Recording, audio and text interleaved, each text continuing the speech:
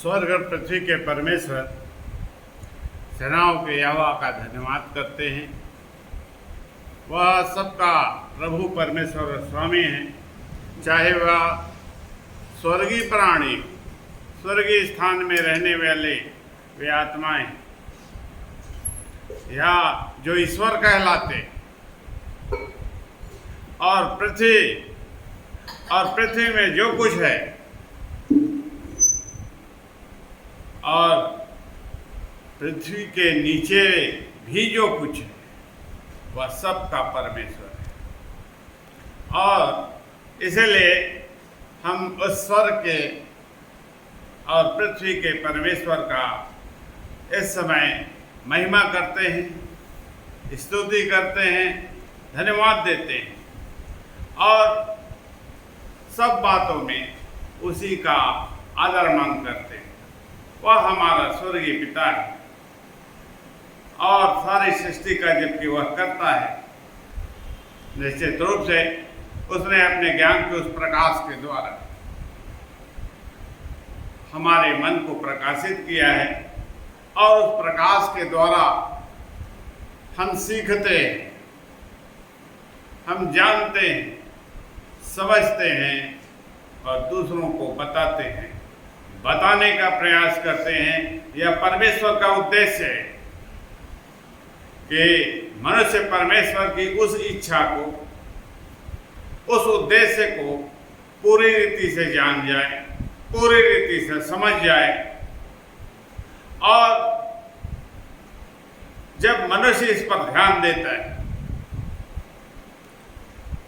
तब वह उसकी सहायता करता है, जबकि वह अपनी सहायता देने के लिए पहले उसे उत्प्रेरित करता है, क्योंकि वह इसकी सृष्टि है। फिर भी जब मनुष्य नहीं मानता है, नहीं सुनता है और परवाह नहीं करता, तो फिर भी वह उसके जीवन भर उसकी सहायता करने के लिए अपना हाथ बढ़ाता है। वह अंतिम समय तक उसे बचाने का उपाय करता है। निश्चित रूप से उसने जो उपाय किया है, अपनी सृष्टि के अनुसार, उस सृष्टि के ऊपर जो उसकी संतान है उसकी सुनते हैं, उसकी मानते हैं और हमेशा इस बात पर ध्यान देते हैं, हमेशा इस बात पर ध्यान देते हैं कि परमेश्वर आज हमारी किस प्रकार से सहायता करेगा, क्या कहेगा, क्या बताएगा, क्या सिखाएगा, क्या शिक्षा देगा, क्या मना करेगा। वे सब बातें वह बताता है। तो पिछले समय हमने उस सत्य के प्रकाश को सीखने का प्रयास किया और सत्य के उस प्रकाश के रूप में प्रभु यीशु मसीह को उसने भेजा। वह एक मनुष्य के रूप में इस संसार में आया, देहधारी हुआ और वह अनुग्रह और सच्चाई से परिपूर्ण रहा और उस अनुग्रह और सच्चाई को मनुष्य के ऊपर, मनुष्य के लिए था। उस अनुग्रह और सच्चाई को वह बताता रहा, सिखाता रहा। लेकिन परमेश्वर पिता ने उसी के द्वारा क्या बताया? सत्य के प्रकाश को बताया, सत्य के वचन को बताया, सत्य से छुटकारे के मार्ग को बताया। मनुष्य अंधकार से भरा हुआ, अंधकार में डूबा हुआ, अंधकार में चलने वाला, हर समय अंधकार से परिपूर्ण काम को करने वाला वह व्यक्ति है। किसी भी मनुष्य में सत्य नहीं है, वह झूठा है और झूठ ही बोलता है, झूठ के ही काम करता है, अर्थात अंधकार के काम करता है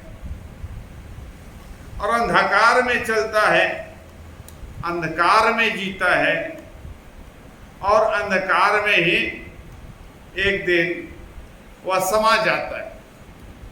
जैसे दूसरे शब्दों में ऐसा कहा जाता है कि वह मिट्टी से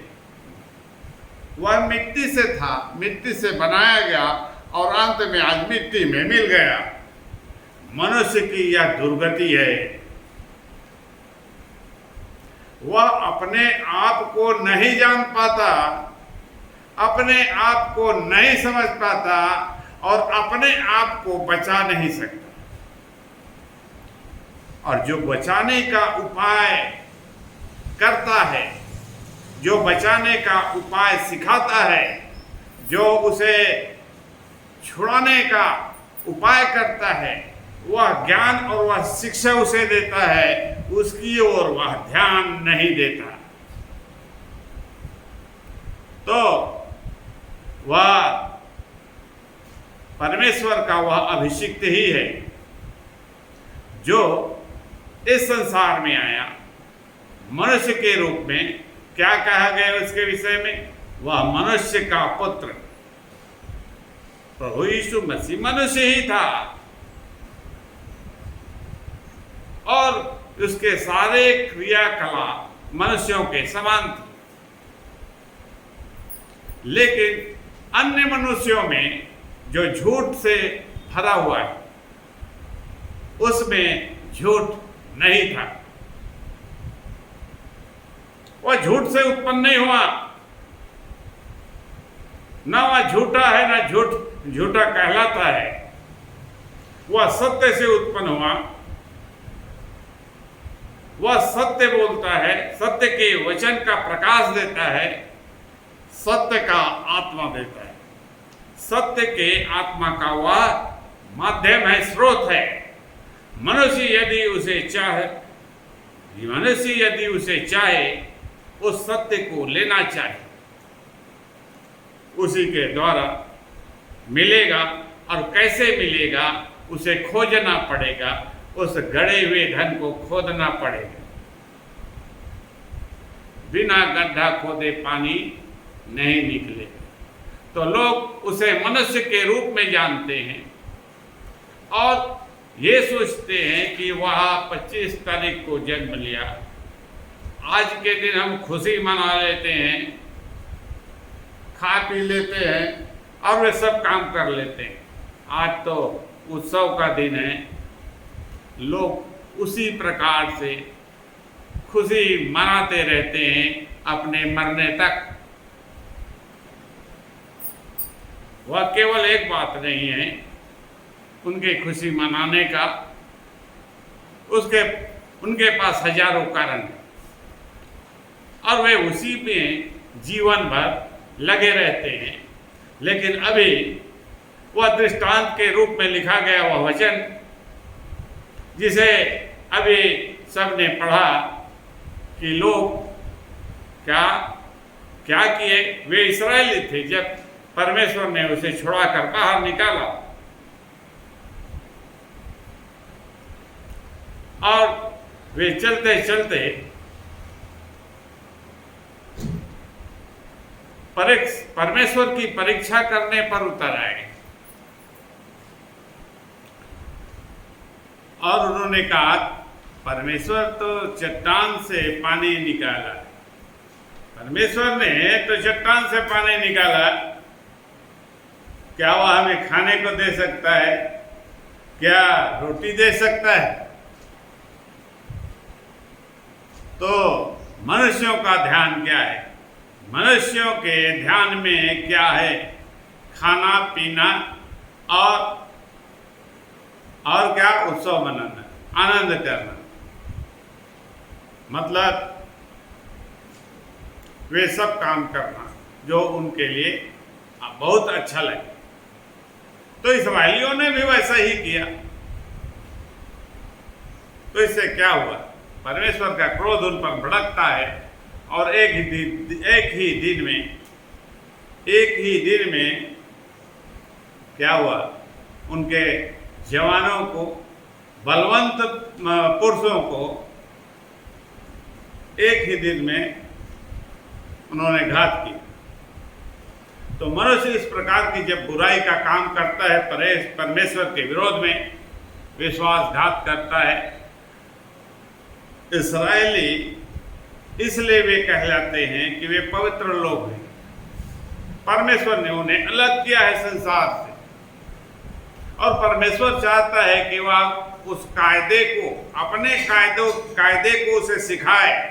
और जबकि उन्होंने स्वीकार किया है कि हम तेरी संतान बनने के लिए तेरे पास आए हैं और आप अलग हो गए हैं, तो वैसे ही आज भी मसीही जो लोग हैं, विश्वासी कहलाते हैं, क्रिश्चियन कहलाते हैं, वे अलग हो गए संसार से, लेकिन उनका क्रियाकलाप वैसे ही है जैसे पहले था। तो वे भी वैसा ही काम करते हैं, दुष्टता और बुराई और अधर्म।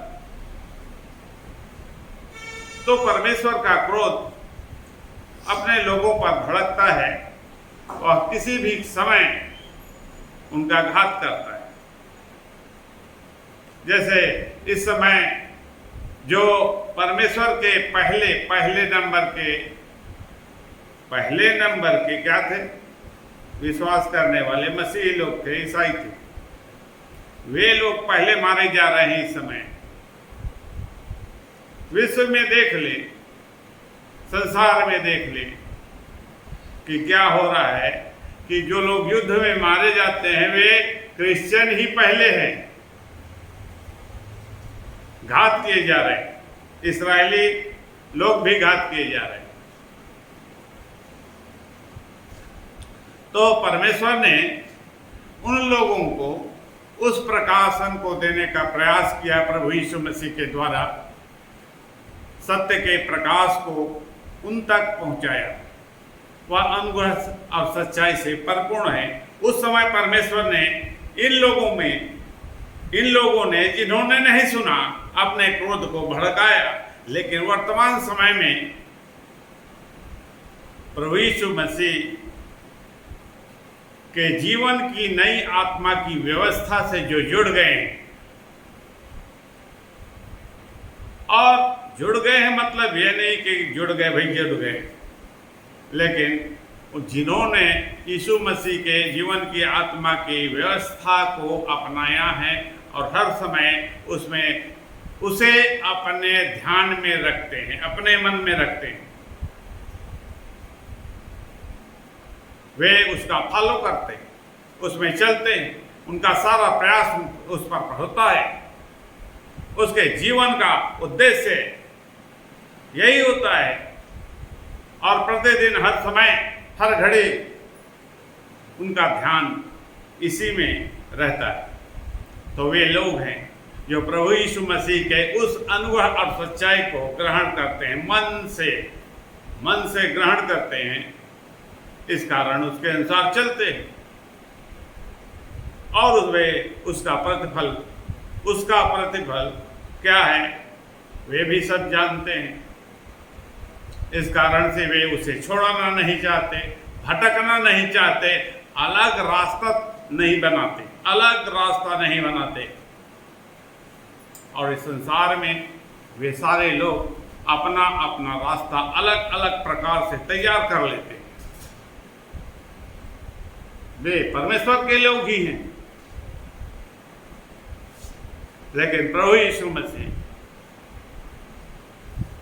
परमेश्वर के उस उद्देश्य को, मनुष्यों के इस भटकाव को दूर करने के, मनुष्यों के इस दुराचार को खत्म करने के लिए परमेश्वर ने पुख्ता इंतजाम किया है, और वो भी प्रभु यीशु मसीह के द्वारा किया है। तो उसने क्या किया, उस अनुग्रह और सच्चाई को मनुष्य के हृदय तक पहुंचाने का पूरा प्रयास किया। और पिछले समय हमने क्या देखा कि प्रभु यीशु मसीह के विषय में यूहन्ना ने बताया, और यूहन्ना के द्वारा सर्वप्रथम उसने अपने प्रकाश को भेजा और क्या बताया कि मैं तो पानी से बपतिस्मा देते हुए आया, लेकिन मेरे बाद जो आने वाला है वह तुम्हें किससे बपतिस्मा देगा? पवित्र आत्मा से बपतिस्मा देगा। तो पवित्र आत्मा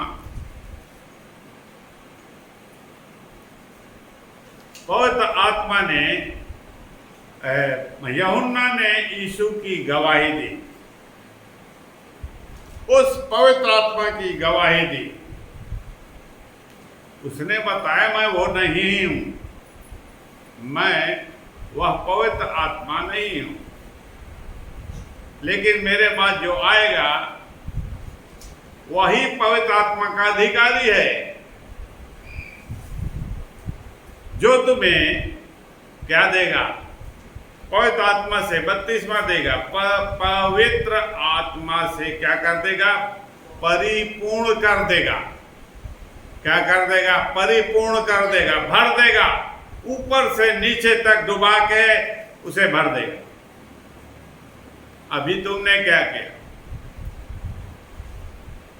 अभी तुमने पानी में डूब कर बपतिस्मा लिया, केवल पानी में परिपूर्ण हुए। तुम्हारे पास पानी जो था, जब वो तुम डूबे और बाहर निकले, लेकिन विश्वास को तुमने स्वीकार किया, विश्वास को तुमने स्वीकार किया, उस सत्य को अपनाने की प्रक्रिया में तुम आगे बढ़े, लेकिन उस प्रक्रिया को पूर्ण करने के बाद दूसरे स्टेप को पूरा करने की तुमने कोई उस पर कोशिश नहीं की, उस पर ध्यान ही नहीं दिया, और जहां पर तुम थे वहीं पर थे, वहीं पर रह गए। तुमने कोई प्रयास नहीं किया दूसरा स्टेप को पूरा करने के। पवित्र आत्मा से परिपूर्णता को तुमने प्राप्त नहीं किया। तुम्हारा प्रयास तो यही होना था, जबकि वह यीशु मसीह कहता है, यूहन्ना ने भी बताया कि वह तुम्हें पवित्र आत्मा से बपतिस्मा देगा। तो पवित्र आत्मा कितना महत्वपूर्ण है स्वर्ग के राज्य के लिए, परमेश्वर के लिए। यहां पर इस्राएलियों ने जो मिस्र से निकलकर बाहर आए थे, उन्होंने बलवा किया, विद्रोह किया, विश्वासघात किया, और वह सब कुछ किया जो इस संसार के लोग करते हैं। परमेश्वर के विरोध में, शिक्षा के विरोध में, ज्ञान के विरोध में, सत्य के विरोध में वे फिर से अंधकार को उन्होंने अपनाया पूरे मन से। वर्तमान में आज भी पूरे मन से लोग उसी दशा में हैं।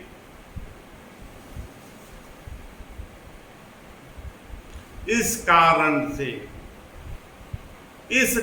से कि उन लोगों ने सत्य का ज्ञान तो प्राप्त कर लिया, सत्य का ज्ञान को स्वीकार भी कर लिया, अपना लिया, और सब विधि विधान को पूरा भी कर दिया, लेकिन उनमें सत्य नहीं है।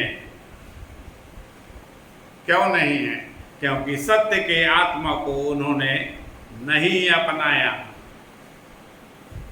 मन से नहीं स्वीकार किया, माना ही नहीं कि हमें पवित्र आत्मा चाहिए, हमें पवित्र आत्मा की जरूरत बताया गया परमेश्वर के द्वारा, लेकिन उसी पवित्र आत्मा के हमने क्या किया? इंकार किया। क्या तुमने ऐसा किया? पवित्र आत्मा को स्वीकार किया, क्या तुमने इसकी चाह की? परमेश्वर का वचन यूहन्ना ने बताया कि तुम्हें जरूरत है, तुम्हारे लिए जरूरी है, लेकिन क्या तुमने इसे मन में सोचा, मन में विचारा, ग्रहण किया उसे? तो जब तुम्हारी इच्छा ही नहीं है तो परमेश्वर है, वह सत्य का आत्मा है, सत्य का प्रकाश है, वह तुम्हें क्यों देगा जब तुमने नहीं मांगा?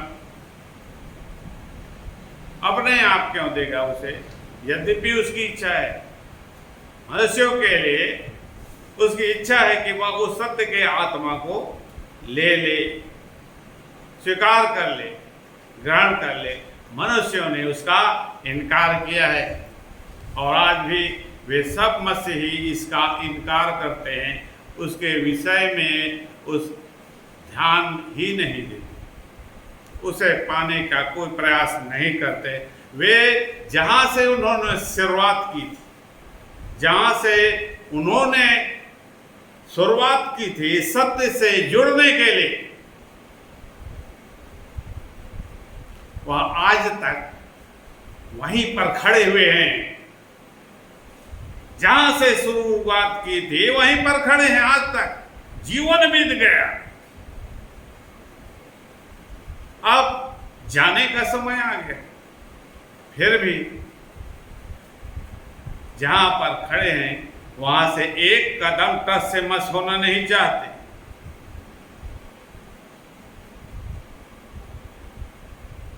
तो प्रभु यीशु मसीह इस बात को जानता है और इसलिए वह स्वयं आया और उसने, यूहन्ना ने उसके विषय में यह गवाही दी कि वह तुम्हें सत्य का आत्मा देगा, वह तुम्हें सत्य का आत्मा देगा और उस सत्य को तुम्हें स्वीकार करना है। सत्य को स्वीकार करना है, उस आत्मा को स्वीकार करना है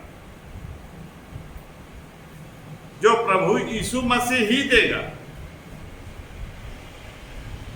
परमेश्वर के द्वारा डायरेक्ट नहीं दिया जाए, परमेश्वर के द्वारा डायरेक्ट नहीं दिया जाएगा और तुम्हें प्रभु यीशु मसीह ही उसका अधिकारी है। यदि तुम उसे लेना चाहते हो तो प्रभु यीशु मसीह के पास ही जाना पड़ेगा, प्रभु यीशु मसीह के पास ही जाना पड़ेगा। तो प्रभु यीशु मसीह तुम्हें सत्य का वह आत्मा देगा। यह क्यों जरूरी, यह कितना महत्वपूर्ण क्यों है? वह इतना महत्वपूर्ण क्यों है? मत्ती रचित सुसमाचार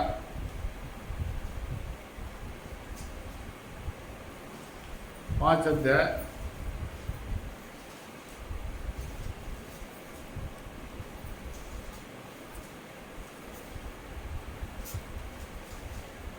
1 पद से 11 पाठ पढ़ें।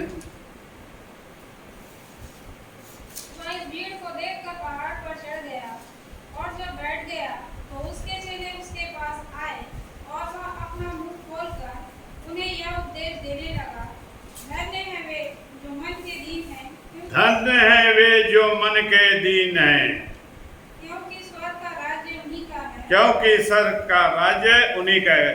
बस अभी इतने पढ़। धन्य है क्योंकि जो मन के दीन हैं। पवित्र आत्मा कहाँ पर जाएगा? कहाँ पर जाएगा? मन के दीन के। उसके विषय में प्रभु यीशु मसीह बताता है कि पवित्र आत्मा का बपतिस्मा किसे दिया जाएगा और कौन उसे पाएगा। कौन पाएगा? जो स्वर्ग के राज्य के अधिकारी हैं। स्वर्ग के राज्य के भागीदार कौन हैं? उन मनुष्यों को देखा जाएगा कि कौन कौन स्वर्ग के राज्य को पाने के लिए योग्य है। आत्मिक राज्य को, उस सत्य के राज्य को पाने वाले लोग कौन कौन हैं? तो उसकी प्राथमिकता प्रभु यीशु मसीह ने बताई। सबसे पहले उसने आकर से बताया कि जो क्या है, मन के दीन है। तुम्हारा मन क्या दीन है? तुम्हारा जो मन है, जिसके अनुसार तुम चलते हो जीवन भर, क्या उसमें दीनता का स्वभाव है? अब यदि नहीं है, प्रभु यीशु मसीह जानता है, इसलिए इस बात को बताता है कि मनुष्य का मन कैसा है, मनुष्य के मन में क्या है और क्या भरा हुआ है। और प्रभु यीशु मसीह ने अपने विषय में बताया, यशायाह ने उसके विषय में पहले से बताया कि प्रभु यीशु मसीह का मन कैसा है। जिस मन के विषय में उसके बताया गया, उसी के अनुरूप उसे बनाया गया, ढाला गया।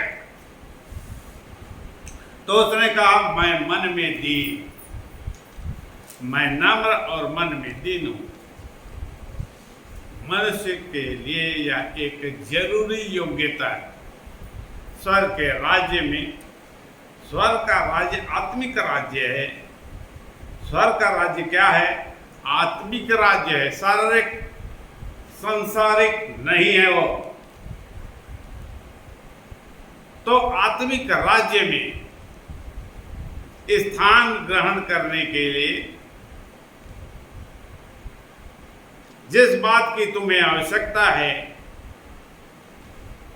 और जो योग्यता तुम्हें प्राप्त करना है, उसमें मन का दीन होना, मन का दीन होना सबसे अधिक महत्वपूर्ण है। और मनुष्य के मन में क्या है? दीनता नहीं है। वह क्रोध की संतान है और हमेशा क्रोध ही करता है। वह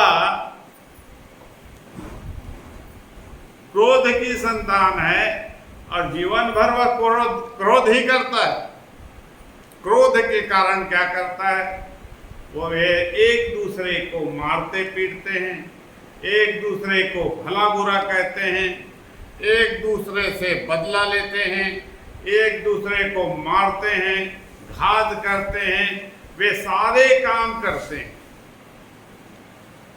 जो उनका मन उनसे कहता है। उनके मन में जरा भी नम्रता नहीं है, जरा भी दीनता नहीं है। नम्रता, दीनता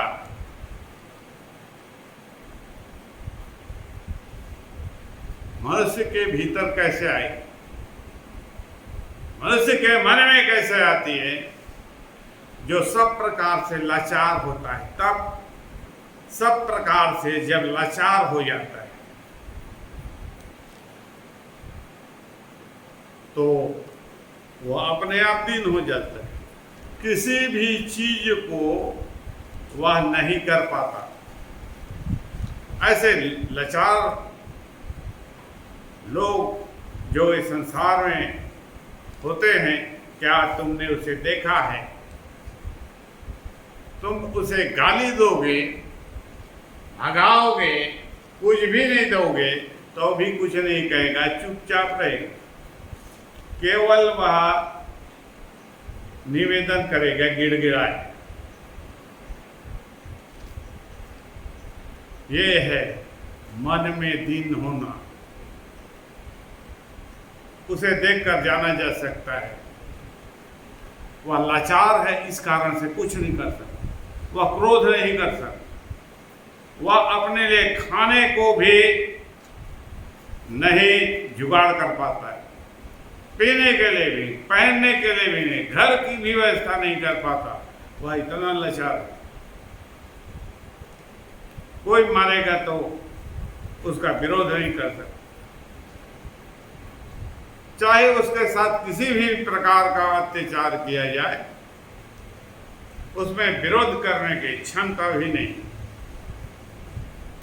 तो ये उसकी लाचारी है, और उस लाचारी के कारण परमेश्वर के उस आत्मिक राज्य का सबसे बड़ा वह भागीदार है, सबसे बड़ा वह भागीदार है। उसी के लिए है, उसकी योग्यता के अनुसार है, वह उसका उत्तराधिकारी। तो जो मन में दीन है, नम्र है, तो यहां पर जो भी योग्यता है, प्रभु यीशु मसीह ने बताया कि वह क्या क्या योग्यता है, क्या क्या है, पढ़ ले। धन्य है वे जो शोक करते हैं, क्योंकि वे शांति पाएंगे। वे शांति पाएंगे। धन्य है वे जो नम्र हैं, क्योंकि वे पृथ्वी के अधिकारी होंगे। धन्य है वे जो पृथ्वी के अधिकारी हैं। धन्य है वे जो धार्मिकता के भूखे और प्यासे हैं, और धार्मिकता के भूखे प्यासे लोग, वे तृप्त किए वे जाएंगे। तृप्त किए जाएंगे। धन्य है वे जो दयावंत हैं, क्योंकि और जो दयावंत हैं, दया करने वाले, उनके भीतर अपने आप होता है, उसे सीखने सिखाने की जरूरत नहीं है, और दया करने वाले लोगों पर दया की जाती है परमेश्वर के वचन के अनुसार।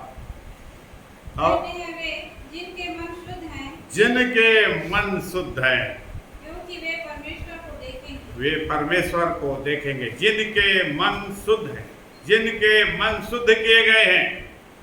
और तुम्हारे लिए क्या लिखा है? धन्य है वे तुम्हारे लिए क्या नहीं लिखा है कि इस्राएली कौन कहलाते हैं? इस्राएली कौन कहलाते हैं? शुद्ध मन वाले, जिनके मन शुद्ध किए गए हैं, जिनके मन को शुद्ध किया जाता है। इस्राएलियों के मन को किसने शुद्ध किया? परमेश्वर ने किया। और यहाँ पर वर्तमान समय में उस मन को कौन शुद्ध करने के लिए आया? यीशु। और उसने शुद्ध करने के लिए क्या अपने साथ दान लेकर आया? वही आत्मा का दान है जिसके द्वारा उनके मन शुद्ध किए जाते हैं। प्रत्येक मनुष्य का मन किसके द्वारा शुद्ध किया जाता है? उसी आत्मा के द्वारा, जिस आत्मा को पाने की तुम कोई कोशिश नहीं करते, और जहां पर खड़े थे वहीं पर अभी तक खड़े हो, और तुमने उसके लिए कोई प्रयास नहीं किया। तो शुद्ध कर रहे हो, जिनके मन शुद्ध हैं, वह क्या है? परमेश्वर को देखेंगे। तो वे इसी कारण से सारा संसार आज, चाहे कोई भी मनुष्य हो, परमेश्वर को नहीं जानता, नहीं सीखता, और उसके विषय में कुछ भी नहीं जानता। वह उसका मन जैसा कहता है उसके अनुसार अपने लिए ईश्वर अपने हाथों से तैयार कर लेता है, और अपनी भक्ति का साधन भी गढ़ लेता है कि हम ऐसा ऐसा करके उसे प्रसन्न करेंगे। लेकिन मन शुद्ध नहीं है, वे केवल भटक रहा है। और आगे, धन्य है वे जो मेल कराने वाले, और धन्य है वे जो मेल करवाने वाले हैं। मेल का होना और मेल ना होना, मनुष्यों के बीच में मेल क्यों नहीं? अपने भीतर ही, अपने परिवार में ही मेल नहीं, एक दूसरे के प्रति मेल नहीं है। तो धन्य वे हैं, मतलब स्वर्ग के राज्य के वे लोग हैं जो मेल करवाते हैं। वह उन्हीं की बस की बात है। मनुष्य को मनुष्य से मेल करवाना और मनुष्य का परमेश्वर के साथ मेल करना, ये मेल करवाने वाले व्यक्ति धन्य हैं। आत्मिक जगत के लिए, स्वर्ग के राज्य के लिए वे धन्य कहे गए। धन्य का मतलब क्या है? आशीष के भागी। धन्य वही होता है जिसे आशीष दिया जाता है। क्या जिसके भीतर, क्या जिसके साथ श्राप जुड़ा है, क्या उसका भला हो सकता है? लोग अपने जीवन में देख सकते हैं और अपने जीवन में देखते हैं, हम कुछ भी करते हैं, सब कुछ बिगड़ जाता है, कुछ काम सफल नहीं होता, हमारी बीमारी ठीक नहीं होती। ये बहुत प्रकार की समस्याएं हैं। लेकिन समस्याओं का निदान किसका होता है? समस्याओं का निदान उसी का होता है जो धन्य है। और धन्य कौन है? जो मेल करवाते हैं। जो मेल करवाते हैं वे धन्य हैं। आगे क्योंकि वे बस अब इसके बाद तुम्हारे सामने वह परमेश्वर का,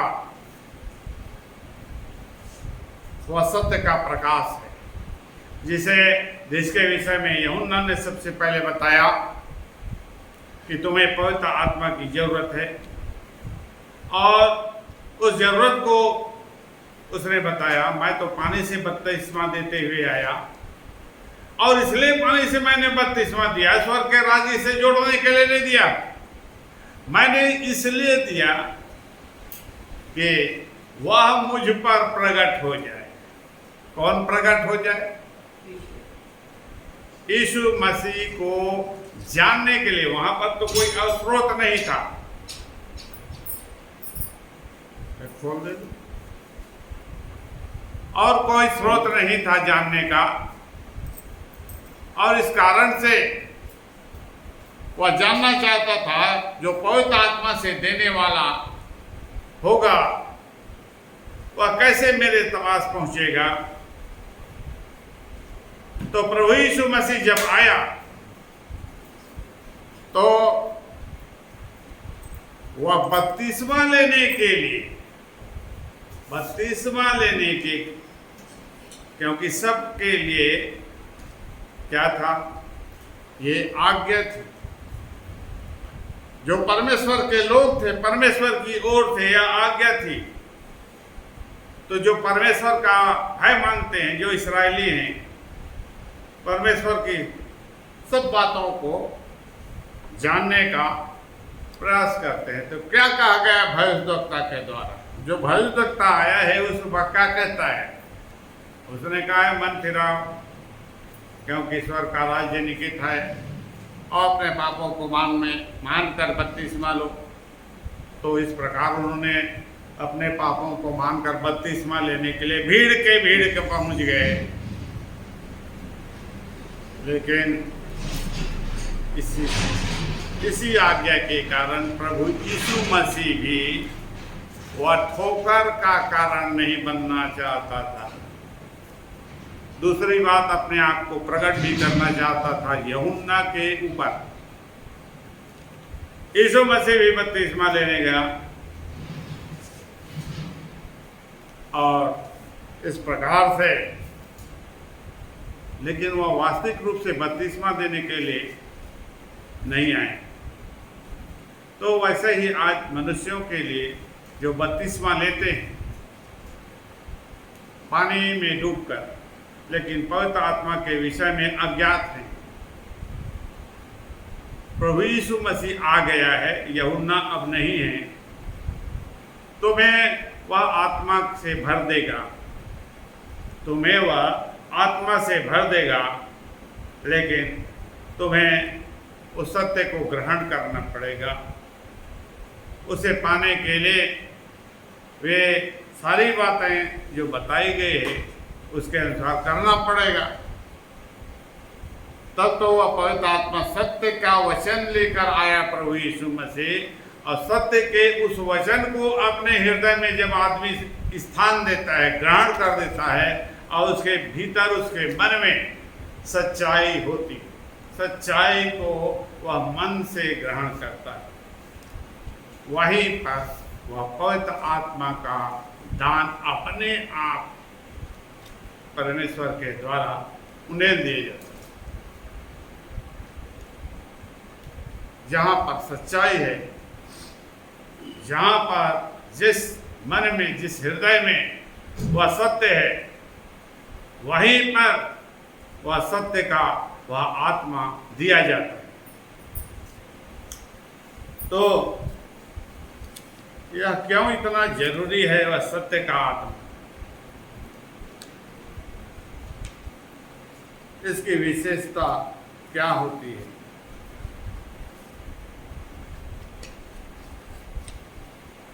यह सत्य का आत्मा ही है जिसे पवित्र आत्मा कहा जाता है। और इसके विषय में 3 बातों को हम देखेंगे। पवित्र आत्मा की उस प्रकृति क्या है, उसके विषय में। वह तो स्वर्गीय उपाय है, लेकिन वह मनुष्यों के लिए कैसे कार्य करता है, कैसे वह सहायक है, तो उसके विषय में जो सबसे पहली बात है कि वह बुद्धि है। लोग कहते हैं बुद्धि, हमें बुद्धि चाहिए, हमें बुद्धि चाहिए, और सत्य का आत्मा तुम्हारे पास नहीं है तो बुद्धि कहाँ से मिलेगी? बुद्धि नहीं मिलेगी, नहीं हो सकते तुम्हारे भीतर, यदि तुम जब सत्य के उस आत्मा को ग्रहण करोगे तभी बुद्धि को पाते। पहला कुरिन्थी 2 अध्याय 10 और 11 पद। पहला कुरिन्थी 2 अध्याय 10 और 11 पद।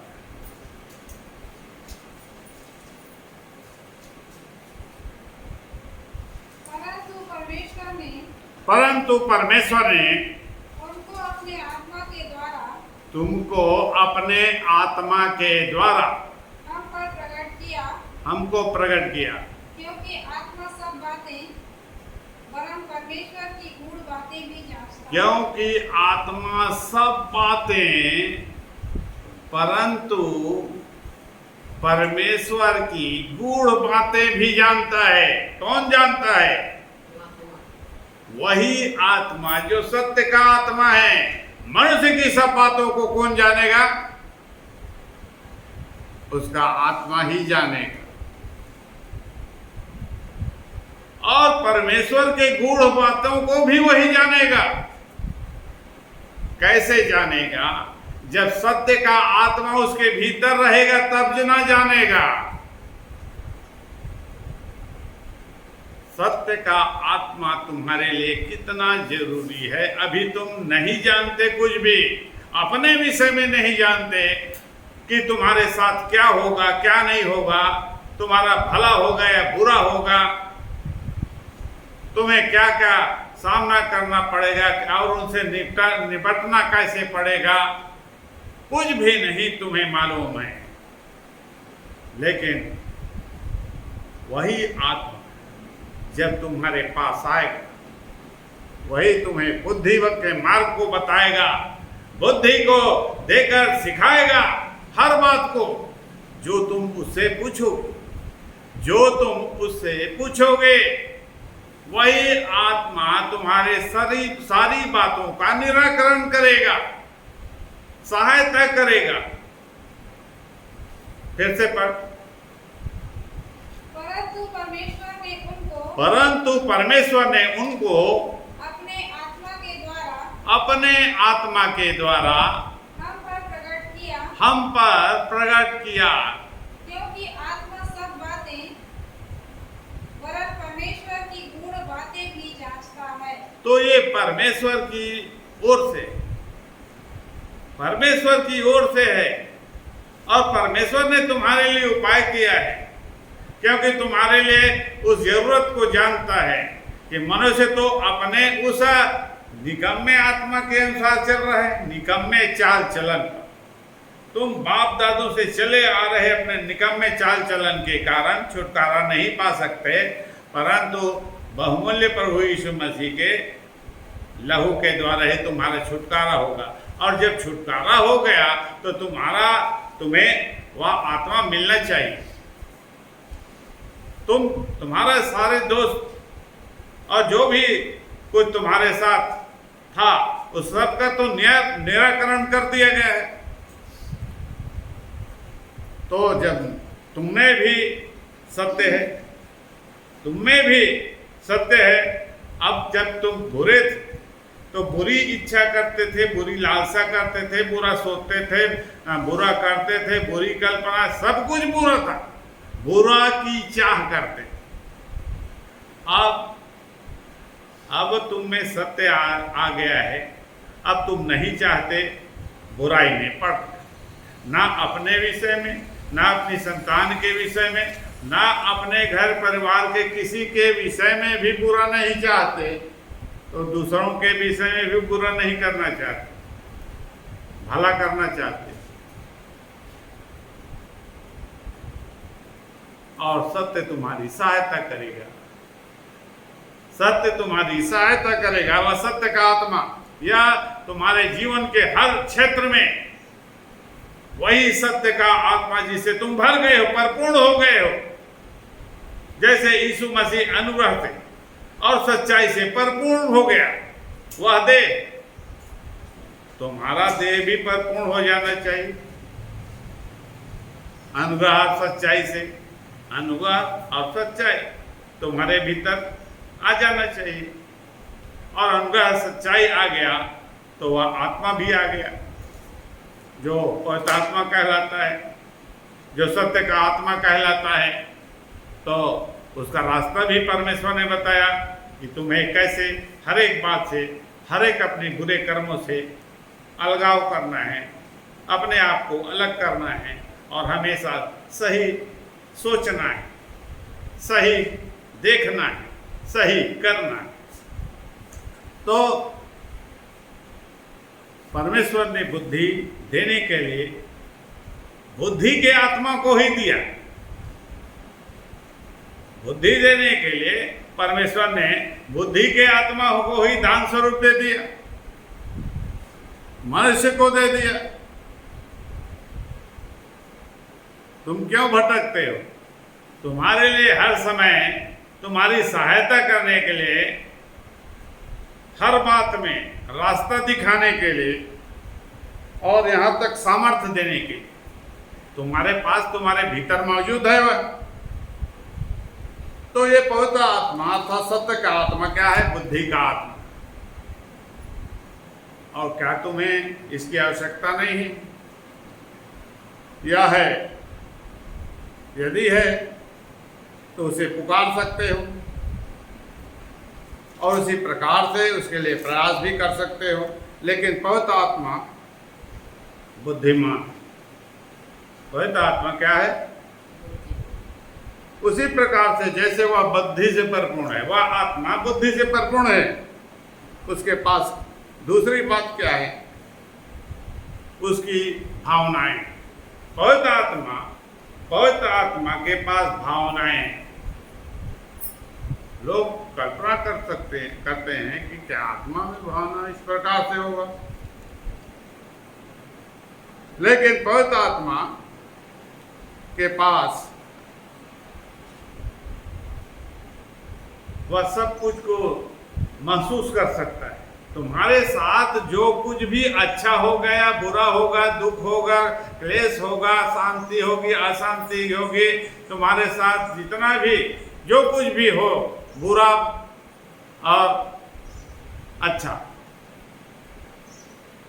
सफलता या असफलता, तुम्हें कठिनाई या अच्छाई, भलाई तुम्हारे साथ होगा। वह सब कुछ जो तुम्हारे साथ होता है उसे पवित्र आत्मा महसूस करता है अपने भीतर। ऐसा नहीं, लोग जैसे किसी को रोता देखकर खुद रोने लगते हैं, यद्यपि उसमें उसके लिए किसी भी प्रकार का दुख नहीं है, फिर भी रोने लगते। तो ये क्या है? सच्चाई उसके पास नहीं है। वह तो दिखावा कर रहा है, रोने का ढोंग कर रहा है, जबकि उसे दुख वास्तव में नहीं है। वह मन ही मन कहता है कि अच्छा हुआ, इसके साथ जो हुआ अच्छा ही हुआ।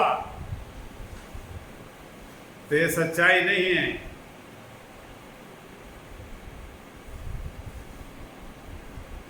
इफिसियों के पत्र 4:30 पर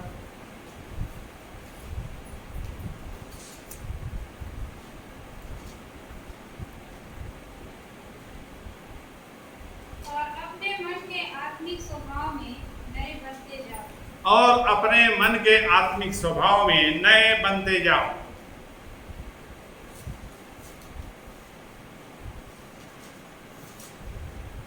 कौन से पढ़े? 4:30 परमेश्वर के पवित्र आत्मा को शोकित मत करो। परमेश्वर के पवित्र आत्मा को शोकित मत करो, जिससे तुम पर छुटकारे के दिन के लिए छाप दी गई। जिसे छुटकारे के दिन के लिए तुम में छाप दी गई। छुटकारे के दिन के लिए छाप दी गई है। यदि तुम्हारे पास पवित्र आत्मा तुम्हारे भीतर नहीं है, छुटकारे के दिन के लिए वह छाप है। उसी छाप को देखकर स्वर्गदूत तुम्हें बादलों में उठाएंगे। उसी छाप को देखकर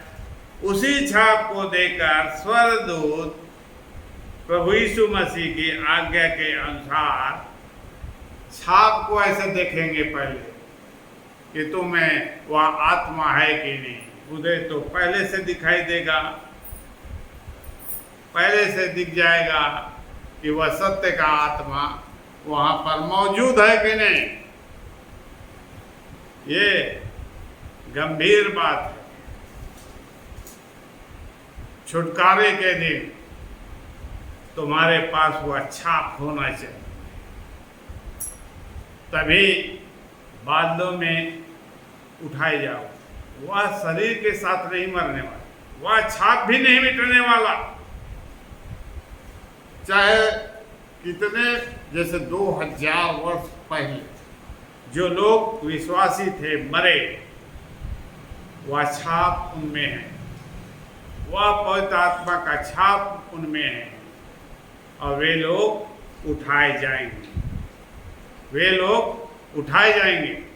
तो वही सत्य के आत्मा के विषय में कहा। फिर से पढ़ो। परमेश्वर के पवित्र आत्मा को शोकित मत करो। परमेश्वर के पवित्र आत्मा को शोकित मत करो। परमेश्वर के पवित्र आत्मा को तुम्हें शोकित करने के विषय में सतर्क होना चाहिए। वह शोकित कैसे हो जाता है? वह शोकित कैसे हो जाता है? वह आत्मा है। मनुष्य है तो तुम देखोगे कि वह तो रूठ गया, उसने बुरा मान लिया, उसने मुझ पर क्रोध किया है। इस प्रकार से अपनी भावनाएं वह बताता है, या तुम उसके विषय में इस प्रकार से कहते हो। उसी प्रकार से वह तुम्हारी हर भावना और विचारों को, क्योंकि वह सत्य का आत्मा है, बुद्धि का आत्मा है, तो तुम्हारे छोटे से छोटे भावनाओं को वह जानता और समझता और महसूस करता है, पवित्र आत्मा। तो तुम्हारे सुख दुख को जब तुम किसी को नहीं बताते, अपने मन में रखते हो, किसी को बताना भी नहीं चाहते, तो तुम्हारे उस दुख को कौन महसूस करेगा? केवल पवित्र आत्मा। पवित्र आत्मा ही तुम्हारी सहायता करेगा। तुम कितने दुखित हो, वही उसे, उस विचार को, उस भावनाओं को समझेगा। लोग अपने विषय में अपने दुख को बयान नहीं कर सकते, बखान नहीं कर सकते, लेकिन पवित्र आत्मा तुम्हारी हर भावना को बारीकी से समझता है, बारीकी से समझता है। वह क्या है? बुद्धि का, उसकी भावनाएं। इसी कारण से परमेश्वर ने उसे दिया है पवित्र आत्मा। पूर्ण रूप से उसे पवित्र आत्मा कहा गया है। उसके विषय में और चर्चा करेंगे, और लेकिन आज एक बात और देख लेते हैं। उसकी इच्छाएं, उसकी इच्छाएं हैं, पवित्र आत्मा की इच्छाएं हैं। पवित्र आत्मा तुम्हारी इच्छा, तुम्हारे पास इच्छाओं की कमी नहीं है। शरीर में इच्छाओं की कमी नहीं, लेकिन पवित्र आत्मा के विषय में, अरे आत्मा में क्या इच्छा हो सकती? वह एक मनुष्य के रूप में है। वह मनुष्य के रूप में तुम्हारे विषय में पूरा, जैसे तुम सोचते हो वैसे ही वह सोच सकता है। सोचने में समर्थ, समझने में समर्थ है, सहायता करने में समर्थ है। हर बात में तुम्हारी सहायता कौन करेगा? वही सत्य का आत्मा करेगा। लेकिन उसके विषय में जब तुम गंभीर होते, सीरियस होते, सच्चाई के साथ उस पर ध्यान देते हो, लेकिन ये बात तुम्हें ध्यान रखना पड़ेगा कि पवित्र आत्मा शोकित ना हो जाए तुम्हारे किसी कार्य से, तुम्हारे ही का किसी काम से वह दुखित हो जाए, उसे ही ठेस लगे कि ये मेरी सुनता ही नहीं। जो मना करने के लिए मैं बार बार इसे निर्देश दे रहा हूं कि तुम ऐसा मत करो, और वैसा ही कर रहा है, वैसा ही कर रहा है। परमेश्वर पवित्र आत्मा की अनदेखी मनुष्यों के द्वारा, जिसे वह पवित्र आत्मा दिया गया है उसके द्वारा अनदेखी, तो इस संसार में जो लोग हैं इस प्रकार से इस पवित्र आत्मा के विषय में ठीक से नहीं जान पाते, तब इस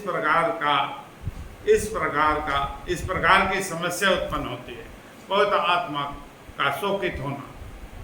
तो हम क्या करते हैं कि पवित्र आत्मा ने हमें छोड़ दिया, परमेश्वर के आत्मा ने हमें क्यों छोड़ दिया? हमारी सहायता क्यों नहीं करता? लेकिन मनुष्य के पास समस्याओं का इतना अंबार है कि वह इसमें इतना उलझा हुआ है कि पवित्र आत्मा की वह लगातार अनदेखी करता है। एक बार नहीं, वह लगातार प्रतिदिन अनदेखी करता है। इस कारण से तुम्हारे लिए तो सबसे बड़ी समस्या ये है कि तुम्हें उसके साथ मेल को बनाए रखना। पवित्र आत्मा के साथ मेल को बनाए रखना तुम्हारे लिए सबसे बड़ी आवश्यकता है।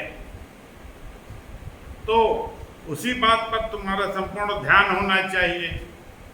और हम जब इस विषय में देखते हैं तो सबके साथ ऐसा, सबके साथ ही ऐसा है,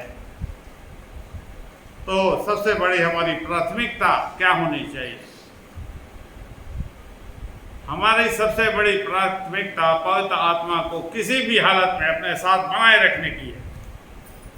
और उसके लिए हमें जो भी करना पड़े, जो कुछ भी करना पड़े, हमें पहले उस काम को करना है जो पवित्र आत्मा कहता है। बाकी सब बात। तो ये है पवित्र आत्मा की इच्छा और परमेश्वर पवित्र आत्मा की भावना। वह शोकित होता है, और जब शोकित होता है तो मनुष्य के लिए कितना खतरनाक। पवित्र आत्मा यदि शोकित होकर चुपचाप बैठ जाए, और बहुत से लोग इस बारे में ऐसा ही कहते हैं, पवित्र आत्मा, अरे उसके विषय में हम नहीं जानते, वह हमारे सहायता नहीं करता है, वह हमारे पास नहीं है। इस प्रकार से उन्हें कई समस्याओं का सामना करना पड़ता है। लेकिन जो सत्य को स्वीकार करते हैं, सत्य को पूरी रीति से स्वीकार करने के लिए प्रभु यीशु मसीह ने कहा है,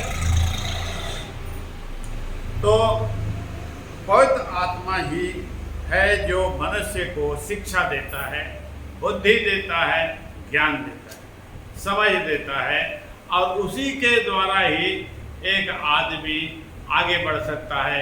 यदि तुम आज उस पर ध्यान देते हो, आज उस पर गंभीर होते हो, तो पहले जब तुमने शुरुआत की थी सत्य के साथ मेल की, उस स्थिति से वहीं पर खड़े हो, तुम उस स्थिति से क्या होगे, आगे बढ़ने लगोगे।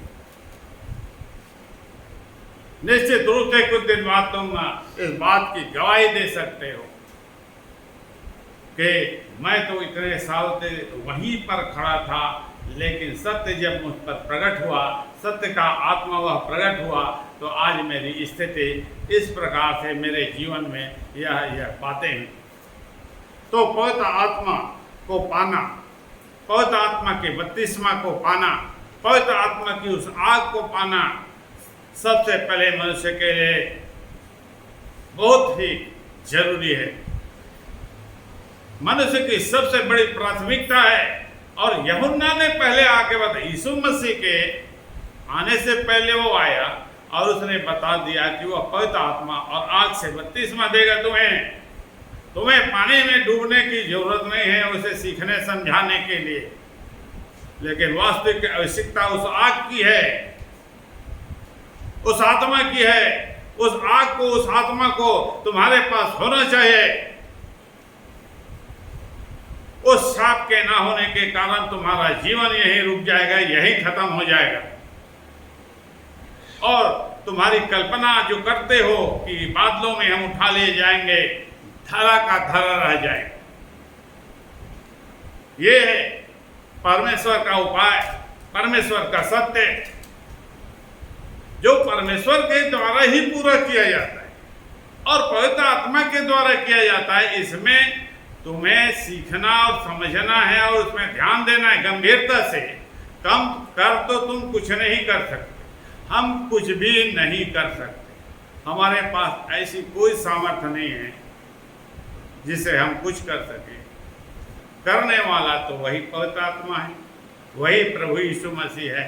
और पवित्र आत्मा और वह सत्य का आत्मा और वह पवित्र आत्मा है कौन? है कौन? वही तो देहधारी हुआ, वही तो सत्य का वह आत्मा है।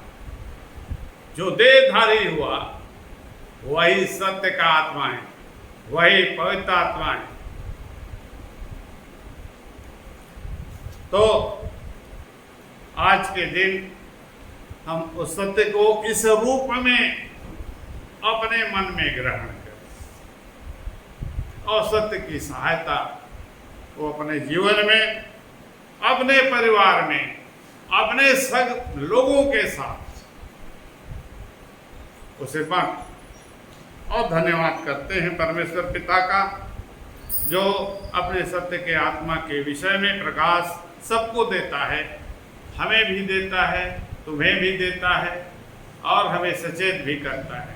धन्यवाद करते हैं। आज का वचन यहीं तक।